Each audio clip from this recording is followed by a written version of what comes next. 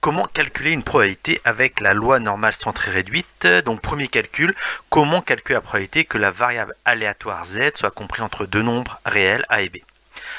Prenons un premier exemple, la probabilité que z soit compris entre 0,8 et 1,2, un exemple numérique.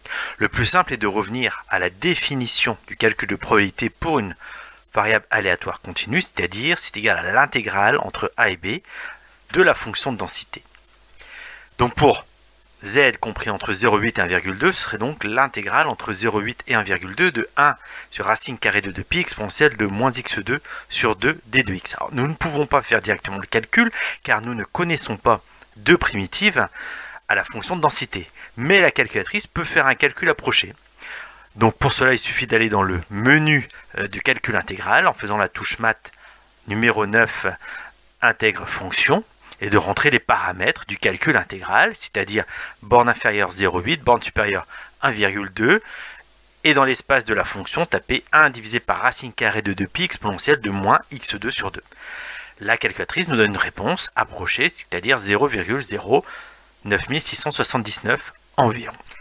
L'inconvénient de cette méthode est qu'il faut rentrer l'expression de la fonction densité dans le calcul intégral de la calculatrice, mais il faut également se souvenir de l'expression de cette fonction de densité, ce qui n'est pas évident.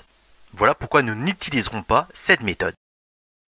Nous allons utiliser donc le menu de calcul de probabilité de la calculatrice, tout comme nous l'avons fait avec la loi binomiale déjà, c'est-à-dire la manipulation sera sensiblement la même.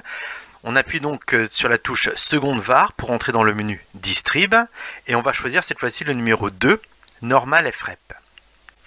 Normal FREP correspond au calcul lié à la loi normale.